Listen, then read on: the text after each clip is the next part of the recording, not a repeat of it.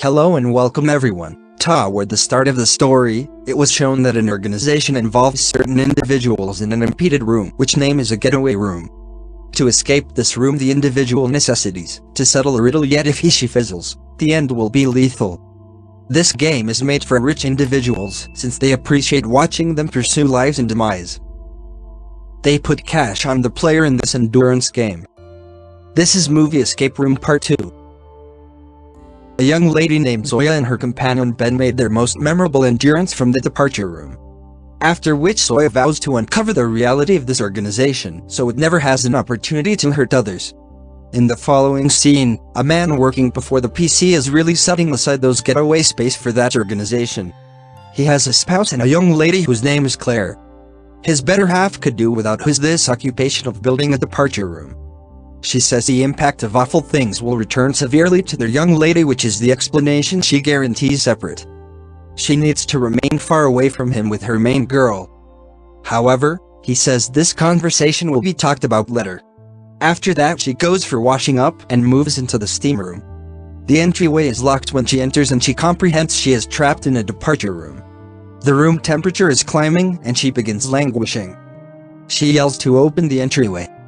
She finds a magnet by which she attempts to open up the entryway lock. Prior to having the option to eliminate every one of the locks, she kicks the bucket at high temperatures. Following quite a long while, Claire appears in an adult person when her father secured her in a room. Indeed, even she is basically as great as her dad in making the break room. So father presently takes help from her to make new getaway rooms. He was too disappointed that Zoey was fruitful in getting away from the room. So he orders to make it more complicated so nobody lives. Later in the day, Zoey and Ben showed up at the air terminal. They are intending to visit Manhattan. Be that as it may, Zoey has an odd outlook on going via plane, so she chose to get an excursion to Manhattan. After certain hours. Later in the day, we get back up with Zoey and Ben, who was at the air terminal prepared to take off to Manhattan to uncover Manos.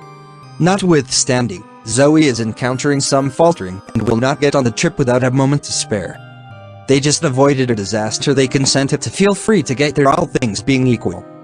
After certain long periods of cruising, they set up camp and get an inn.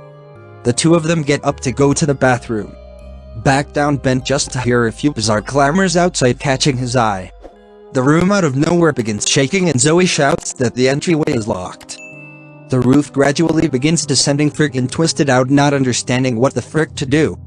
The roof in the long run contacts him, killing him, and the fantasy closes. Might you at any point envision him awakening from the bad dream? Head on out. They at last arrive at their directions of the alleged Manos office. However, it doesn't appear as though a lot is happening here.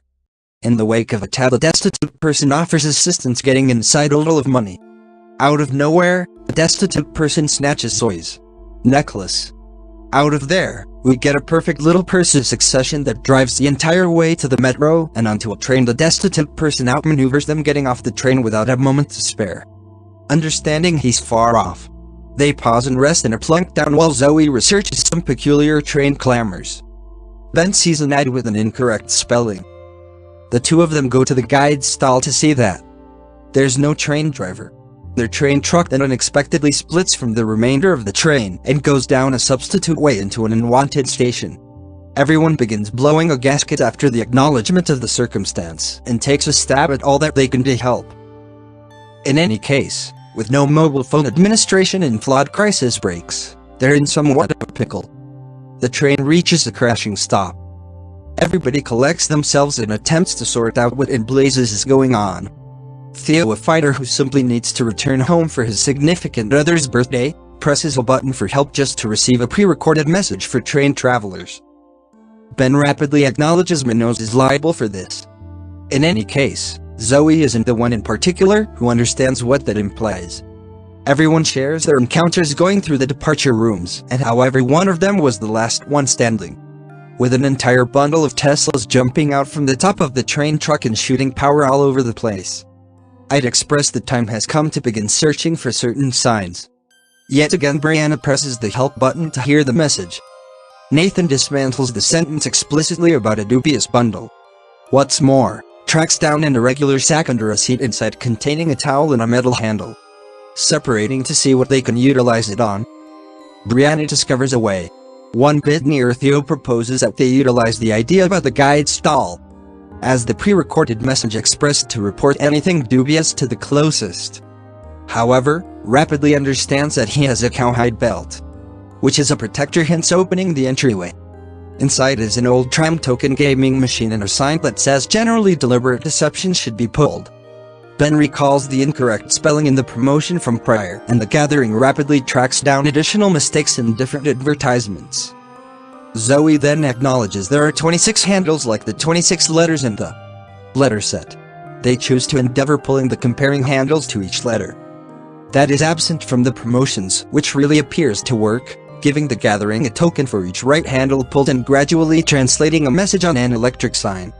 Subsequent to getting about portion of the 9 tokens required, the train truck begins having a full electric implosion. What's more, things get insane. Just requiring 3 more. Theo tracks down the last missing letters, however tragically gets shocked before he can tell everybody and kicks the bucket.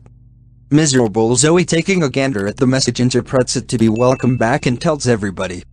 Triumphing ultimately the last tokens required in opening the getaway course, everybody slithers on and getting the flip out of there and falling into a lift. In the lift, they get some margin to figure out a smidgen more about one another. Nathan, being a cleric, was in a departure room with 5 different ministers. What's more, the thought was to check whether confidence would assist them with getting by.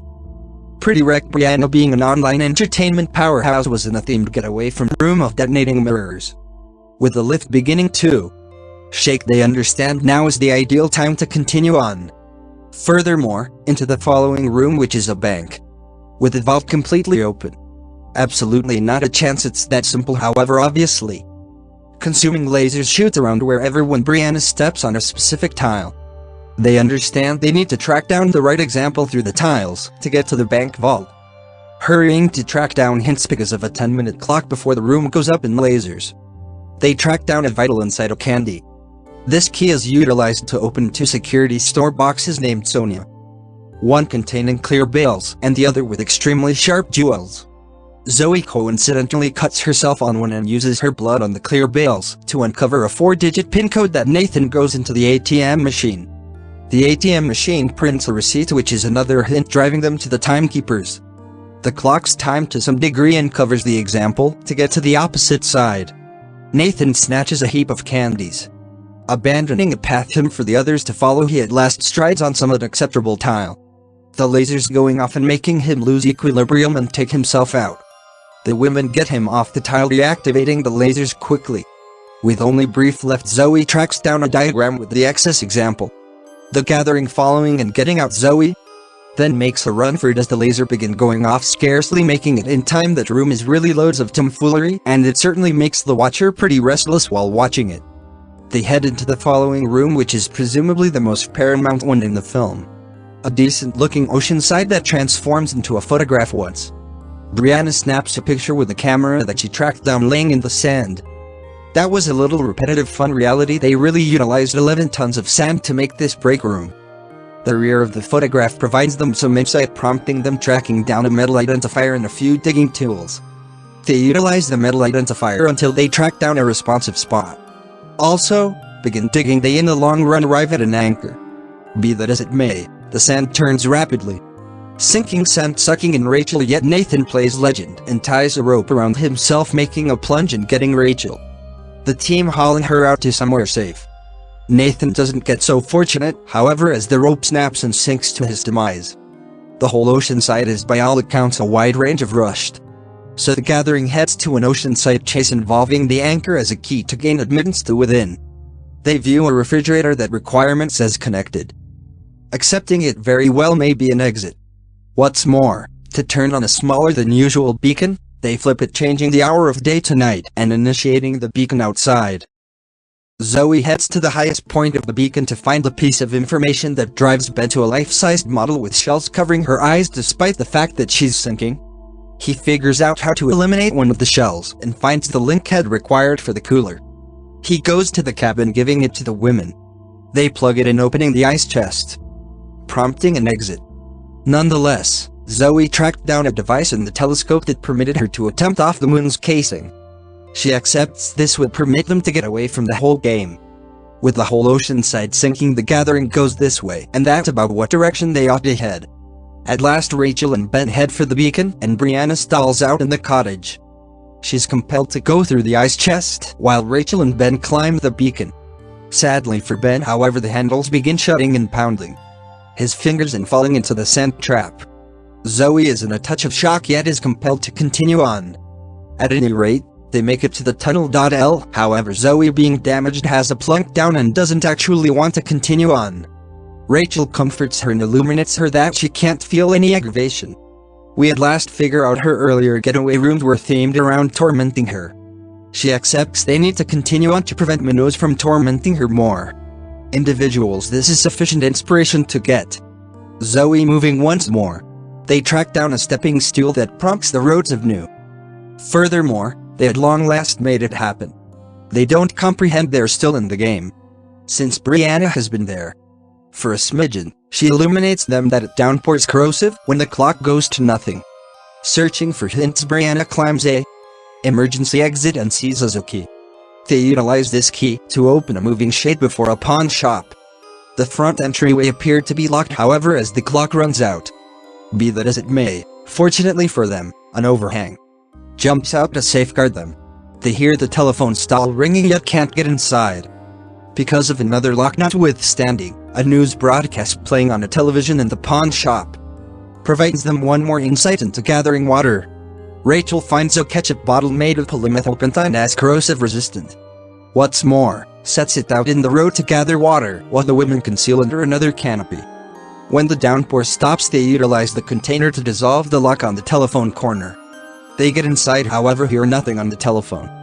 In any case, Zoey sees a promotion driving her to the taxi. With the clock getting down to 0 again, Rachel tosses her an umbrella, while the other two conceal in the telephone stall. During the shower, Zoey sees a promotion at the second-hand store that specifies 3 rings.